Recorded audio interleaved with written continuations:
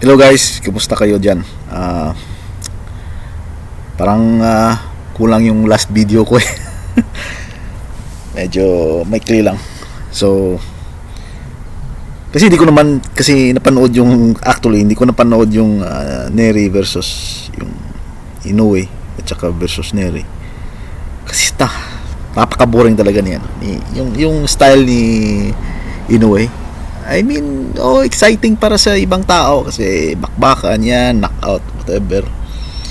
Kasi andito na ako sa stage ng edad ko na hindi na ako nanghanap ng mga ganyan. Although masarap pa rin tingnan yung ganyan, pero hindi na ako boxing fan, ano? Boxing critic na ako. So, wala akong hindi ako na-impress na ngayon sa mga knockout, mga ganyan. Unless kung talaga yung taong yan ay magaling talaga. So doon ako na-impress sa estilo talaga ng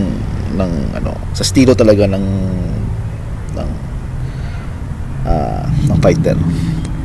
Hindi kasi ako na-impress kay Inoue dahil okay, magaling siya in a sense na malakas at saka mabilis, may power siya, explosive, but yung style niya kasi is just, I mean, it's yung style niya hindi yung gusto kong makita. The same lang eh, walang pinagkaiba eh. Yung mga ganyan mga ganyan, oh my goodness, one dimensional talaga eh. One dimensional yung style niya. Kita mo na siya na yari siya ni Neri kasi one dimensional yung style niya. Malakas lang siya. Tsaka mabilis. So, umiba lang siya ng strategy. But yung style niya the same pa rin. Ano ibig ko sabihin ng one dimensional? Tingnan mo yung mga mga galawan niya. Hindi umiiba eh. Ganun lang eh. Yung kasi yung mga boxer na yan, may rhythm yan eh. May rhythm. So, it is based also in their personality kung ano yung rhythm nila. Umiiba lang sila ng strategy pero yung rhythm parehas. Katulad ni Pacquiao, umiiba ng strategy pero yung rhythm parehas. Anong ibig ko sabihin? The same yung estilo pero iniiba nila yung intent nila. So let's say yung intent nila sa first round magiging explosive, go.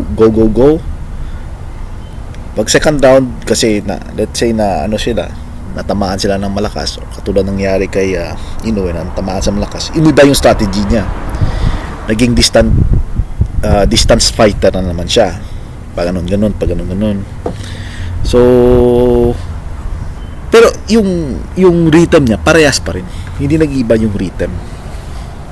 So yung rhythm nila is one dimensional, isang estilo lang, walang hindi umiiba. So yung strategy lang yung umiiba. So marami namang great fighters na ganun eh, na one dimensional. Si Tyson one dimensional, si Pacquiao one dimensional, si Roy Jones Jr. one dimensional. Marami namang great fighters na one dimensional. Yun I mean, I was a boxing fan for a long time na there's nothing new. It's always the same, but there is something new in Casimero. Kasi si Casimero, tingnan mo yung style ni Casimero, hindi siya one dimensional. Katulad sa ni James Toney.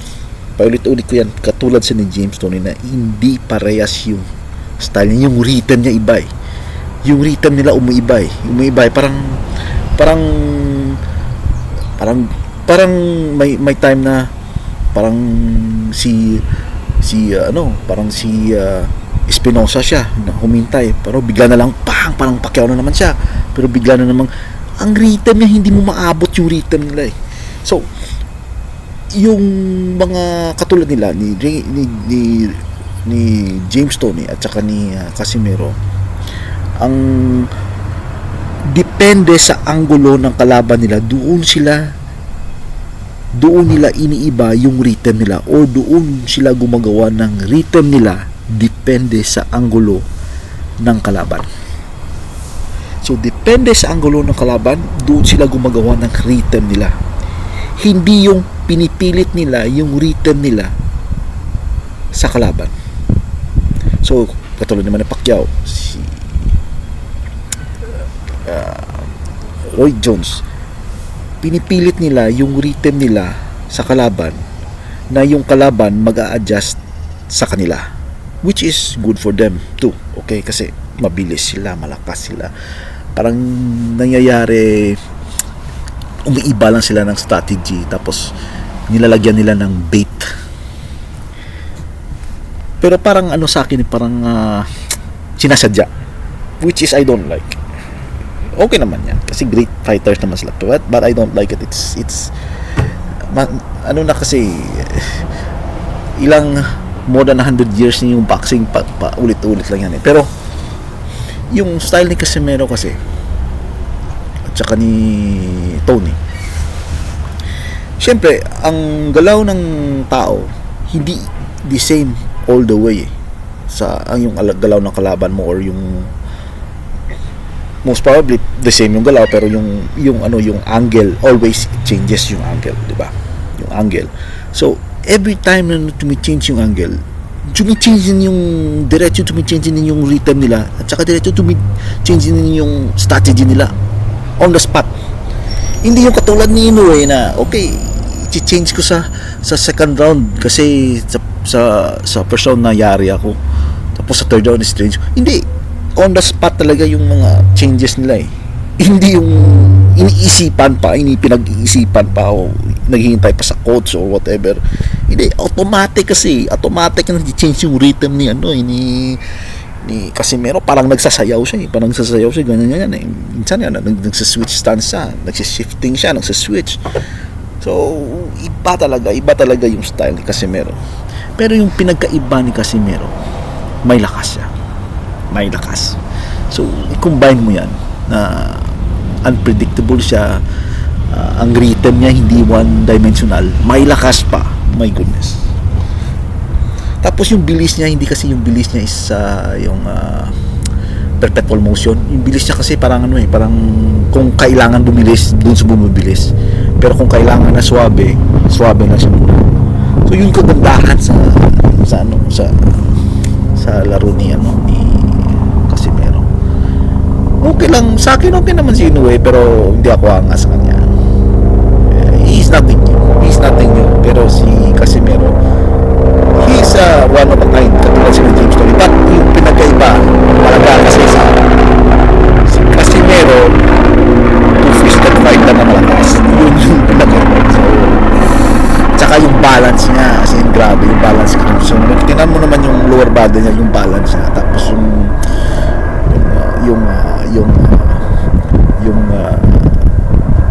yung balance niya, added pa yung yung rhythm niya na pag ganun. Ganun yan eh, parang pag ganun, pang. So iba't iba yan eh, parang hindi alam ng kalaban kung saan sa pupunta kasi parang nagsa-slide lang siya eh. Nagsa-slide na siya ng feet niya, tapos pag ganun siya. Yung sina Inoue parang jump. Oh my goodness. Wala na yan yung uso, yung mga jump na yan. Pang bata yan. Yung mga pang